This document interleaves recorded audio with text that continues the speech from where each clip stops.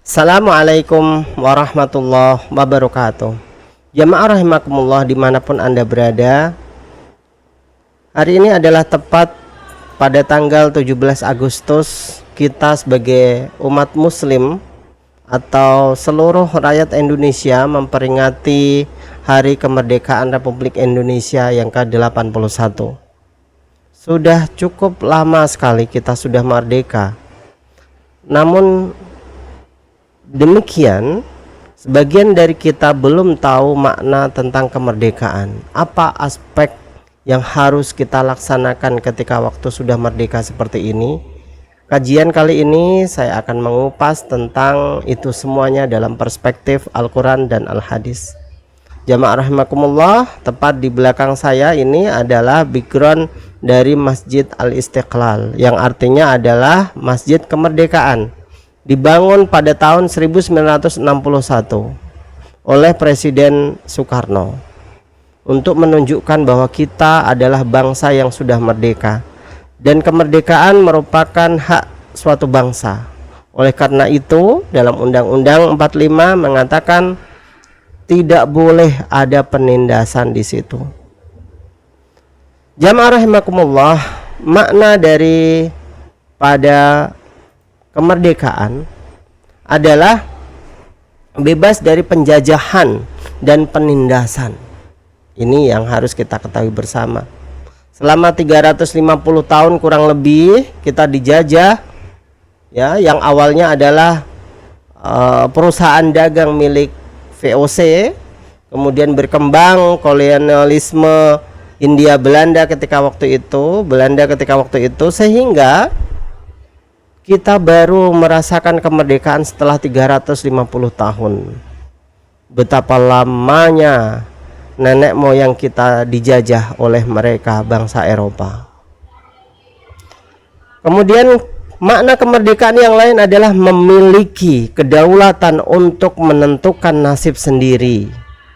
Kita sebagai seorang bangsa yang merdeka tentunya berkeinginan untuk agar negara kita itu menentukan nasibnya sendiri-sendiri, tidak didikte oleh bangsa lain, tidak dibodoh-bodohi oleh bangsa lain, tidak boleh diambil paksa kekayaan negeri kita.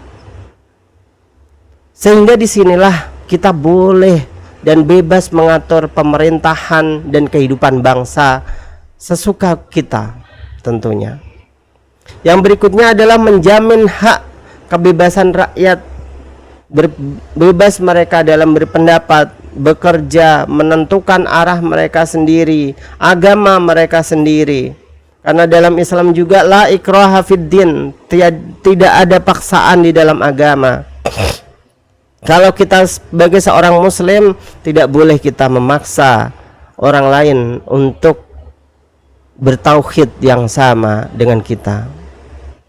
Maka jamaah, berikutnya adalah membangun kesejahteraan masyarakat.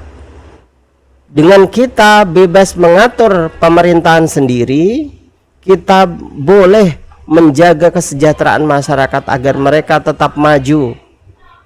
Karena itulah tentunya kebebasan adalah menjaga persatuan dan kesatuan. Kita syukuri rasa kemerdekaan yang telah diberikan oleh Allah. Nenek moyang kita dulu, kakek-kakek kita dulu berdarah-darah untuk mengusir mereka, para penjajah. Tentunya ketika kita sudah merasakan kemerdekaan ini, kita harus bersyukur atas jerih payah yang telah mereka korbankan. Harta, nyawa, waktu, tenaga, semuanya dikorbankan untuk kemerdekaan Republik Indonesia tercinta ini. Yang berikutnya adalah kita boleh dalam kemerdekaan ini mengembangkan pendidikan kita, ekonomi kita, budaya kita, teknologi kita tanpa harus didikte orang lain. Dan tentunya setelah itu adalah menghormati bangsa lain dan menjaga perdamaian. Jamaah rahimakumullah, bahwa ini sesuai dengan prinsip Al-Quran, yaitu wa ma adraka mal aqabah fakku raqabah. Dan tahukah kamu semuanya, ya, dan tahukah kamu apakah jalan yang mendaki dan sukar itu?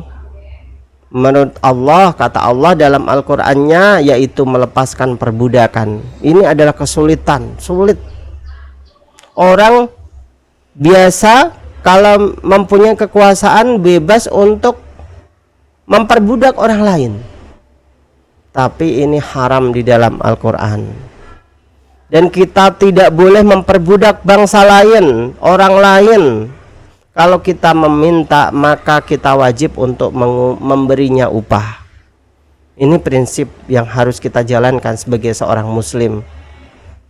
Kemudian dalam ayat yang lain dikatakan, surat Al-Baqarah ayat 256, la ikraha fid din, tidak ada paksaan di dalam agama. Kalau memang kita tidak boleh memaksa kehendak orang lain dalam apapun itu, tentunya dalam agama juga tidak boleh ada paksaan. Qad tabayyana rusydu minal ghayy, sungguh telah jelas jalan yang benar daripada jalan yang salah. Kalau jalan salah tidak boleh dilakukan. Kalau itu jalan benar, maka kita wajib melaksanakannya. Dan ini juga sesuai dengan prinsip hadis-hadis Rasul Shallallahu Alaihi Wasallam tentang cinta tanah air, di mana cinta tanah air itu merupakan fitrah kemanusiaan kita sebagai orang manusia, lahir di mana kita mencintai tanah air kita. Meskipun saya tidak lahir di Mesir, tapi telah melaksanakan atau hidup selama 6 tahun kurang lebih di Mesir, tentu ada rasa cinta saya dengan Mesir. Karena itulah Rasul Shallallahu Alaihi Wasallam mengatakan, wallahi, demi Allah, innaka la khairul ardillah, sesungguhnya engkau, wahai Makkah, adalah sebaik-baiknya kota Allah atau tanah yang diberikan oleh Allah. Wa habbu ardillah ilayya, dan sebaik-baiknya yang aku cintai dari bumi Allah.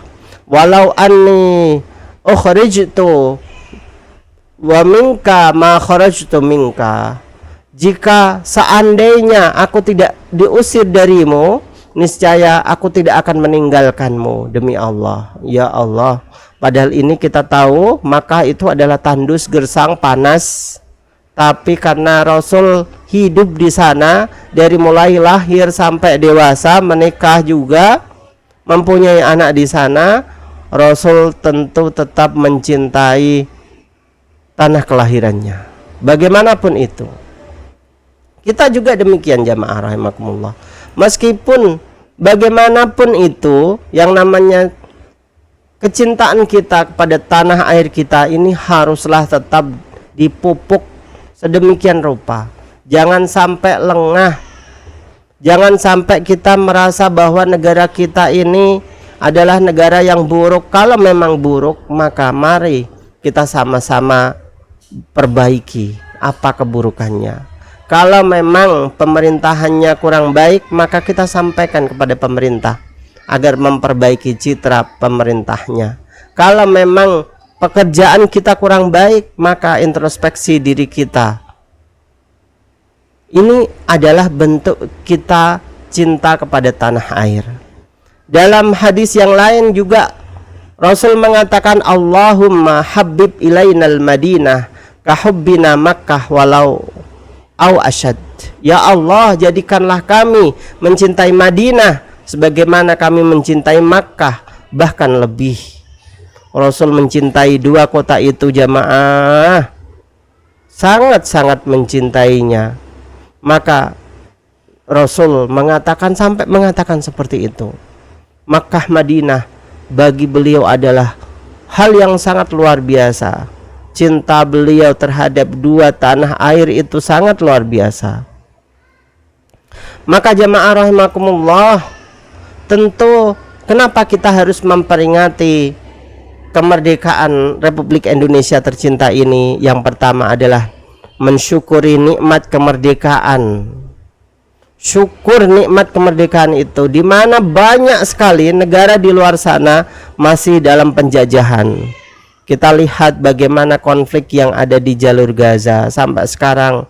Mereka hidup dalam tenda-tenda yang sangat mengerikan sekali di musim panas yang sangat panas, di musim dingin yang mengerikan, mencekam dinginnya.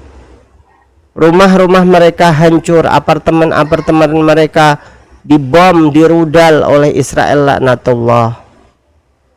Kita juga mengenal bagaimana Sudan, konflik internal, perang saudara satu sama lain, bunuh-membunuh. Ini gambaran betapa di luar sana masih banyak negara-negara yang masih konflik. Sementara kita dalam kondisi merdeka sudah 81 tahun lamanya. Kita harus bersyukur atas nikmat yang agung Allah kepada kita ini. Jika mereka mau jamaah, mereka ingin lahir di negeri Indonesia tercinta ini, yang semuanya ada. Musim hujan, kita bisa bertanam di situ, airnya melimpah, tidak seperti halnya di Afrika sana yang kekurangan air. Musim panas kita juga masih mempunyai stok air yang luar biasa, yang harusnya kita manfaatkan juga untuk bercocok tanam, untuk menyirami tanaman-tanaman kita, untuk minum ternak-ternak kita. Ini adalah hal yang luar biasa. Hanya saja manajemen itu belum sepenuhnya kita tanamkan, sehingga kita belum bisa menikmati tanah yang indah ini. Yang kedua adalah menghargai perjuangan para pendahulu bangsa yang telah berdarah-darah mereka untuk memperjuangkan negeri ini. Taruhannya adalah nyawa tentunya. Karena itulah kita harus bersyukur dan menghormati jasa-jasa mereka. Menumbuhkan rasa cinta tanah air sebagaimana Rasul mencintai Makkah dan Madinah tentunya. Yang berikutnya adalah memperkuat persatuan dan kesatuan bangsa. Jangan sampai karena ada kepentingan sesaat atau karena kita dari ras tertentu kemudian kita menghina ras yang lain.